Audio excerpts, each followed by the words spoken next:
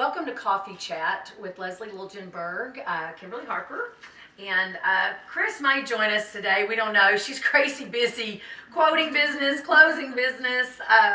Yeah, it's an exciting time. We really are having a good time. We've kind of kicked off another year, and we've got some cold weather here in Arlington, Texas today. But you know, I wanted to talk about one of the last segments we brought up. Claims counseling, and you know, I think that is something in our agency that we do exceptional. And it can sometimes people are like, "What? You're trying to tell me I can't file a claim?" And that's not it at all, is it? No. So, what's an example of a claims like where we would counsel somebody through a claim and what we might advise them to do? Well, anytime someone calls a claim, we always make sure everyone's okay. Anything we can do to assist them initially. I know there's been instances where we can try and get out tow trucks for them or try to help get them off the roads. I mean, I think are doing, really excellent job at trying to help assist our customers. But then just trying to make sure, what caused the damage, what is the loss, where is it covered under their policy, how much is their deductible. Is it covered under their policy? Covered? Right. Making sure they understand what the deductible amount is, what that means as far as what they're responsible for, making sure they have a reputable company to help them with the loss, holding their hand through the process. It's scary when you have a claim. Exactly, because they don't have all the answers, and sometimes we don't either. We have to call the experts, well, and we can find out. That's our claims people, and sometimes our underwriters, and that's we do the internal work, but that's the great thing when you're with a large carrier. I'll say our friends at State Farm, Farmers, Allstate, Nationwide. I mean, that's the Liberty Mutual. I'll throw them in there. But that's the thing about being with a large company, because the agent has somebody to go to, and that's really important. Why you want to look at A+ rated companies, from my standpoint. Chris is coming in. I think the great thing about her coming in and joining us here too is, Chris is. So we're talking about claims counseling. Okay. And so why do we do that? Why?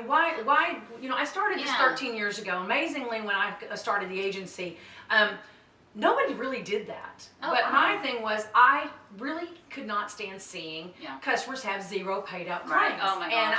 And it was very difficult for me to win business in those cases, win that business, because the person had called in to get help, and the agent was asking a question. Other agency was throwing a claim, and they'd have 6 zero paid out claims. Right, and they were just questions. It frustrated me. Oh my gosh. So I really took a different tactic in my agency. Right. It's not always helpful for me. Sometimes we still lose customers based on rate only. But you've been with me a long time, so what do you see the benefit and why we do true claims counseling? I think it's a great customer experience. Yeah. It's a great customer service experience. It helps them understand the process better. That way it's not, they're not blindly going into it. They don't call us and say, "Oh, give them the 800 number." Right. Well, they call the 800 number and immediately they file the claim. Because they have to. Right, by law they have to. And you call us, and we'll find out the answers. We'll ask the questions. We'll get the information. Is this covered? Is this not covered? What's your deductible? Does it meet your deductible? And I just think it's a great customer service experience. It keeps them from having those zero paid out claims. Yeah. And it keeps the rates lower. Right. I mean, it's helped with the rate. It helps with the rating process. Because again, we've talked in other segments about they always think, I'm going to file a claim, my rates are going up. That isn't necessarily always the truth. Right. But if you have a lot of those little bitty things going on, it's a factor. The number of incidences is going to eventually affect you. Right. So they may want to work with the person that they hit. Maybe it's a small parking lot incident, and they may want to help. They may want to pay for it themselves rather than file a claim, right? Well, and then like you were talking about too, again, walking them through it, making sure they get the information. Yeah. When Alex, my son, was in an accident, rear-ended somebody on the interstate because we were rescuing dogs. That's a whole nother story, audience. He didn't get the guy's information. Right. And I work for Allstate, and he didn't know to get the information. He thought it was my fault. I hit him. I need to give him my information. I don't need to get his.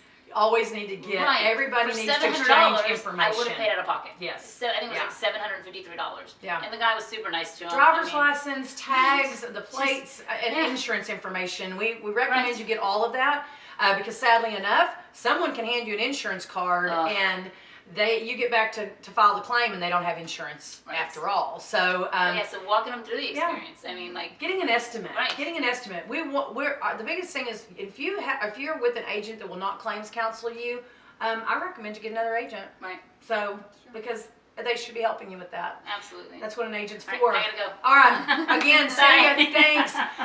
Thank you for joining us on Coffee Chat. And these things are just really important in the insurance industry. So we appreciate you joining us. See you next week.